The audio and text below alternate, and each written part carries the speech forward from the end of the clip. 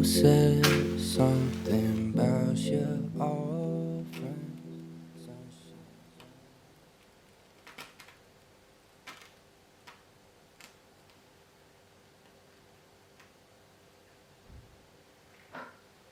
First vlog of 2023. Happy New Year to you all. I felt like the first vlog of the year was deserving of a proper introduction. Don't worry, this isn't going to be like a long reflective chat or anything like that. It's more of just a formal hello and a bit of a catch up really. I hope your Christmas and New Year, however you spent those two, or however you spent the end of the year, was good. I know Christmas and New Year is different for everyone, so I just wish you all well and obviously a Happy New Year. Our Christmas was very short and sweet because once Boxing Day was done we were kind of straight onto house stuff, and then New Year's Eve we actually stayed in, which is quite rare for us because we usually do go out and do something, but we just couldn't be bothered this year, and everyone we spoke to felt the same. It felt like there was this kind of like collective lethargy towards New Year's Eve, so it didn't feel like we were missing out on anything by staying in. We just had a takeaway, watched a film, and then went to bed after midnight. So I woke up without a hangover the next day, which was really good.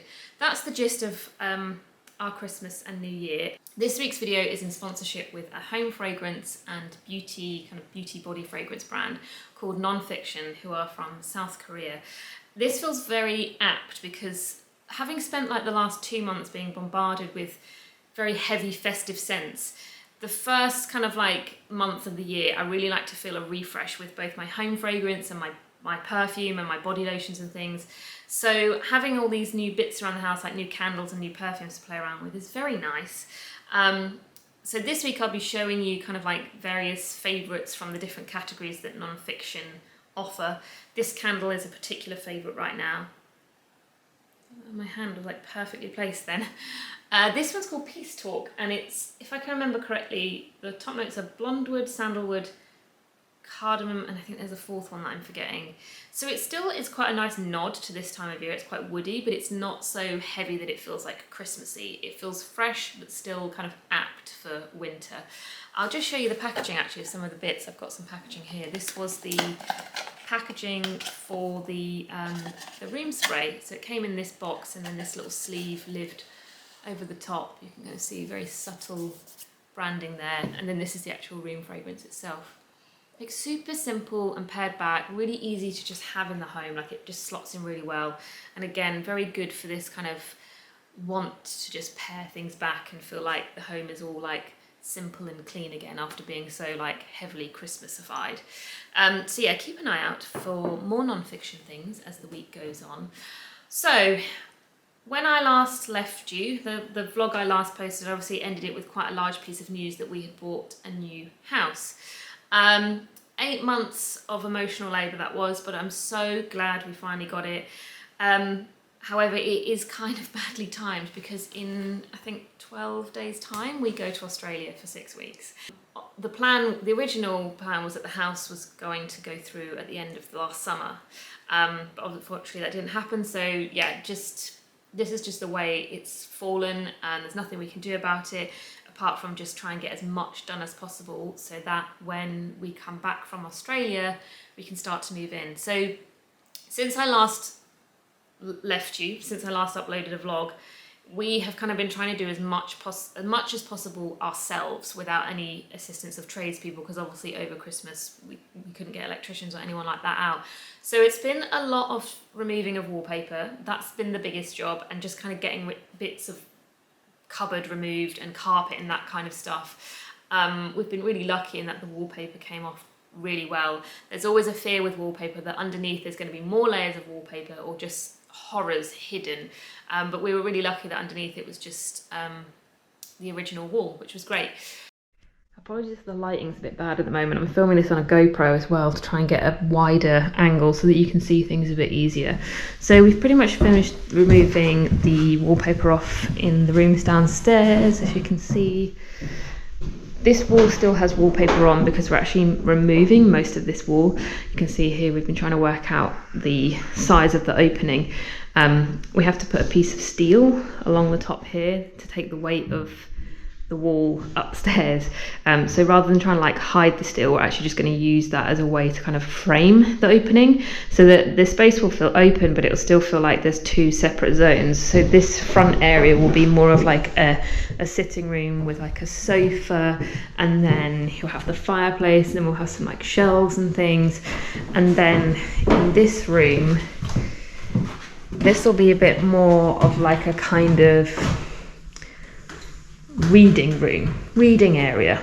We'll have the library. I wasn't going to call it that because it just sounds a bit I wouldn't say it's a library, because we plan to do bookcase, for like full length bookcase, like floor to ceiling all the way along here. That fireplace is going to be removed, and then it'd be nice to have like just some good chairs and a coffee table. I mean, this is all stuff that will be decided much later on, but I'm just trying to get a vision in my head of what this room. Did you just draw that?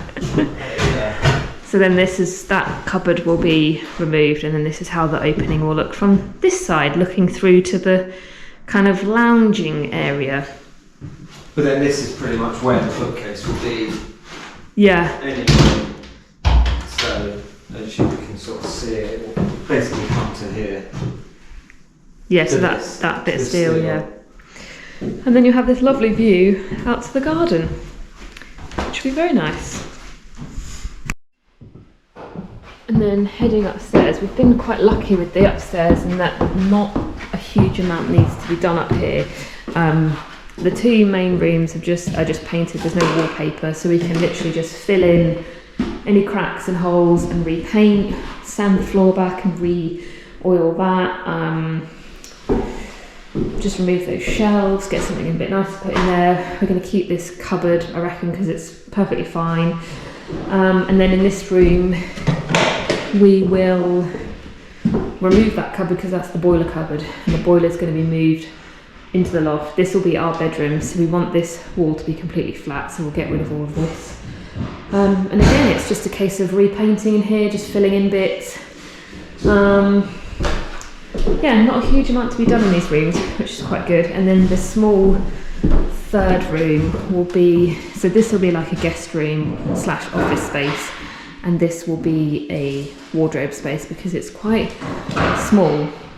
And rather than trying to make this like a sort of third bedroom and then making this sort of like a wardrobe space with office and kind of a hodgepodge of everything, we just thought office space with the ability to use it as a guest room, wardrobe, done, easy.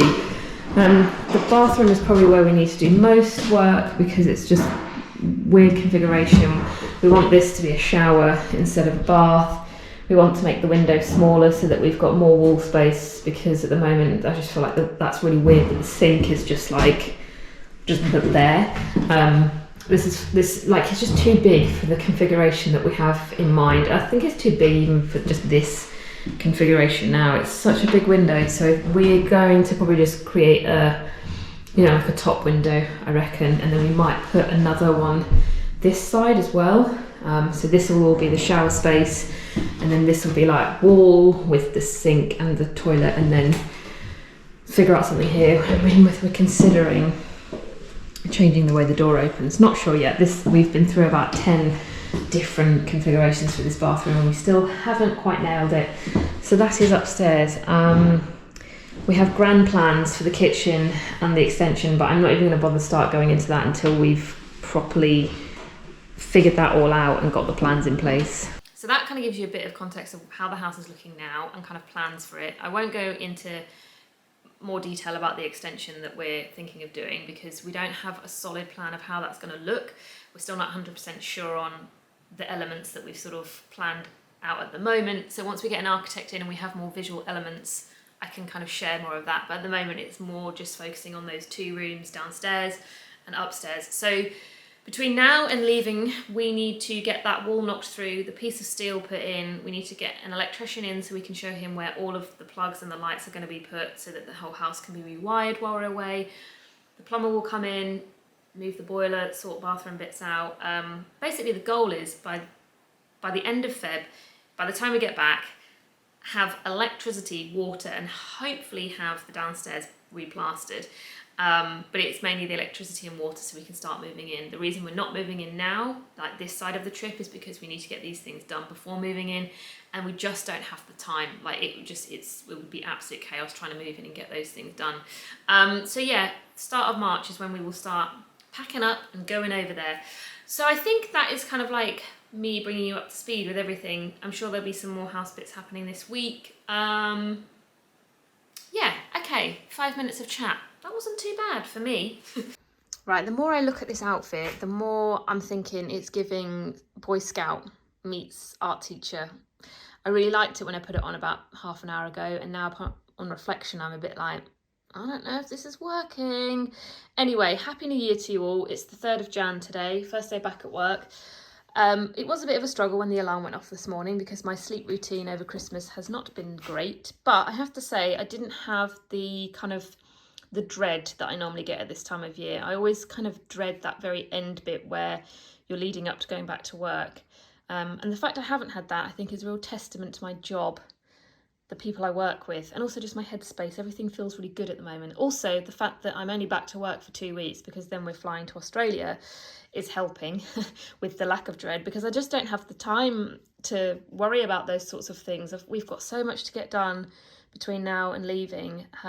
Lots of house stuff, very intense 2 weeks of work. So yeah, it's all go, go, go, so that we can make sure all of the loose ends are tied up. Anyway, if you are looking at this outfit and thinking, I would like to dress like a Boy Scout as well, let me just break down, sorry, my wrist was really hurting then. Let me break down the elements of this outfit for you. That's shaking, isn't it? Sorry. Marni Uniqlo scarf, one of the collabs. Cordera knitted button-down vest with an Arquette t-shirt. I think I'm going to take this vest to Australia because it'd be nice without the t-shirt underneath, maybe for the evenings with some slouchy trousers. Great big wide Shaina Mote trousers. This is what the outfit was built around. I was kind of inspired by a Margaret Howe look, and yeah, the trousers are great. They're so cool. They're proper wide leg, stiff, rigid cotton. Every shoe combo that I've picked to go with the trousers doesn't look good with an ankle sock, so this is not very apt for this weather, I have to say. It's pouring with rain and I'm out here dressing like some scout on a spring expedition. I'm like, anyway, I haven't got time to change it, so this is the look for today. I'll obviously put a coat over the top and take an umbrella.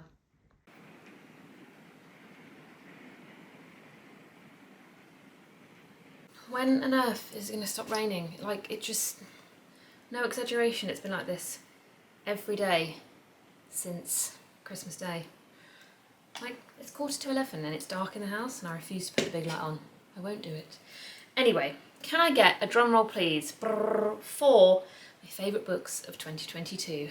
I tried my best to narrow this down to one, but sadly could not decide between these two. So it is a tie between Tim Murphy's Christadora and Gabrielle Zevon's Tomorrow and Tomorrow and Tomorrow. This one I read towards the end of the summer, and then this I read over Christmas. I discovered this through Hayley Narman's Substack, Maybe Baby. She did a 2022 books roundup, and this was in the category of books that she couldn't put down. And I like a lot of Hayley's recommendations, whether it's like food, TV, books, and this was no exception. I love this book so much. It's the story of two gamers. It starts kind of like from when they meet, right up to them creating their own games developer company, and then the journey of having their own company together. I wouldn't say you have to have an interest in video games to enjoy this story, because so much of it is about their relationship and the intensity of it and how creating their own company together changes that. There's lots of highs, there's lots of lows. It's a very enthralling, captivating story that centres around so much, just centres around relationships so much. I couldn't put it down. I was so just like enthralled by the characters and just I was invested in everyone and I didn't want it to end. I wanted to continue finding out about everyone's journey. Loved it. And I think that is similar to Christadora. So just to recap, Christadora is the story of a set of characters whose lives are entwined in this building, the Christadora in New York. And it starts at the beginning of the 1980s and goes right up to around 2000, I think it is. A lot of it is centred around the AIDS epidemic and how that affects the characters' lives. But yeah, in the same way that Tomorrow and Tomorrow just completely captivated me, I was so invested in every character throughout this story, and I think it's a very repeat pattern for me to enjoy a book that is kind of over the course of like 30 years, follows the story of like family, friends, and the kind of ups and downs of that, I guess. Did someone just knock on the door?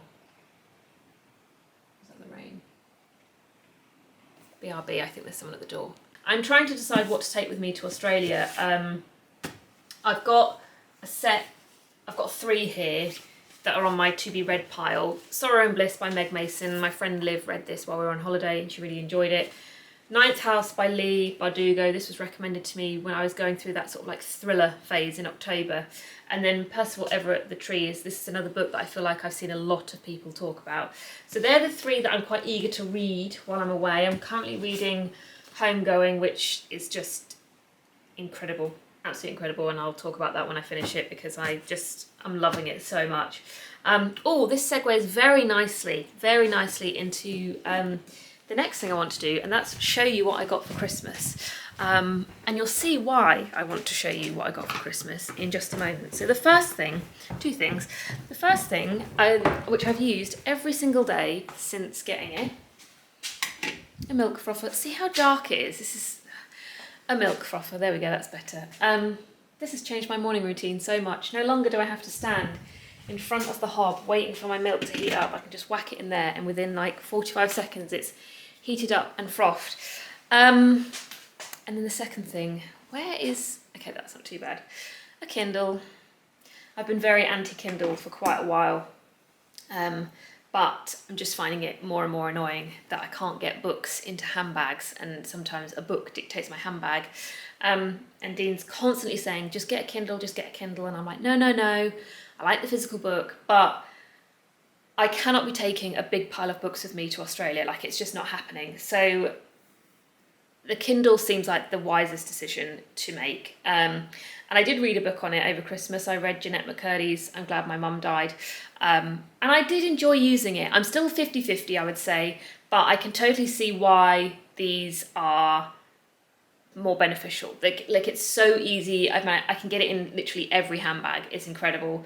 I can use just one hand. And because you know when you're on the beach and like reading on the beach, you can romanticize that so much, but it's a pain. It is such a pain trying to read a book on the beach. So I feel like this is going to be so much easier. So I think I'll take like 2 physical books with me and then load up some on here. And then that should be enough for the trip.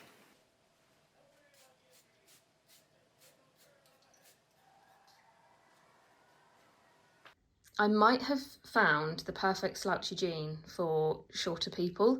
Finding slouchy jeans is quite difficult because often they are just too big and billowy at the bottom and just too wide.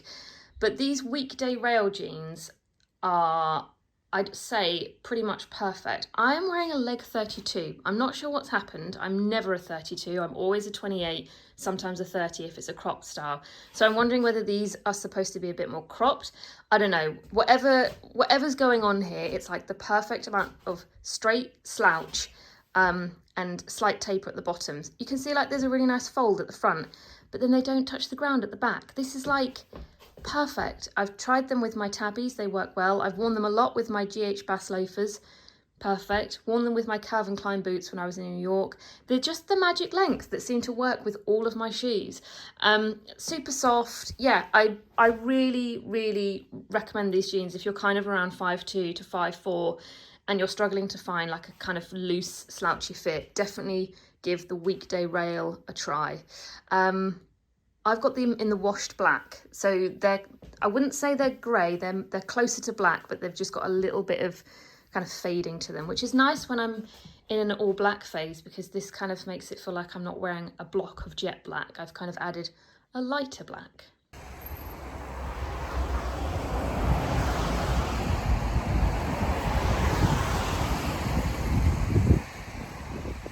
Every time I film from this angle, I'm constantly reminded that this side of the wardrobe, still, after however many years since the wardrobe was built, has not been plastered, and that needs to be done quite soon, before we leave this house actually. So I am currently just having a little sniff of all of the eau de parfums in this non-fiction discovery set. I have taken them all out. I'm just going to pop them back in so I can kind of show you how they come packaged, because it's very sweet. I have started, so I'm trying to figure out which one I want to wear now and which couple I want to take to Australia with me, because I am already packing. I'm being very on it, and I'm already packing some of my beauty stuff and some of my clothes, because I want this to be as stress-free as possible. I don't want to end up panic packing the night before. And with my beauty, I'm trying to like streamline it as much as possible and just make it as light as possible, because you know what it's like with beauty products. Everything comes in glass, big bottles, big cans like this. So things are being decanted. I'm kind of gathering all my travel sizes together, and that's where these sort of like discovery sets come in really handy, because I can just take a couple of these instead of a big glass perfume. And I find that even though these are small, they do last quite a long time. I'll just show you how this came packaged, because it's very sweet in this padded pouch. I think I'm going to use this pouch as my non-liquids in flight bag. You know, the bag where you kind of put all like your medicine, face masks, what, you know, basically the non-liquid stuff. And then the actual discovery set itself comes with blotting papers. Where have I put them? Oh, I took them out because I got so excited by them. It comes with blotting papers, and each blotting paper has the fragrance name on it, so you don't forget what you've sprayed and when you're re-sniffing, if you know what I mean. So I thought I'd do a quick little sniff along while I try and decide which one I want to wear now and which ones to pack. So I'm going to start with Santal Cream. I have already smelt Santal Cream because they sent me a full size one, but it doesn't hurt to sniff again, does it? I find most Santal fragrances I like. They're very easy to wear, and this one is no exception. This one is Fig, Cardamom, Sandalwood and Vetiver. You can't go wrong. Like, such a easy fragrance to wear both day and night. It feels clean, like fresh, but not in like a sort of fresh way where it would just kind of get lost. It still has kind of body to it. And then it's not so heavy that it feels like too much. It's just such an easy fragrance to wear. I like that a lot. Then we have Gaiac Flower.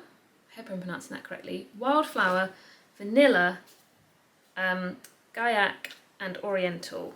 Where is the blotting paper for this one? Here we go.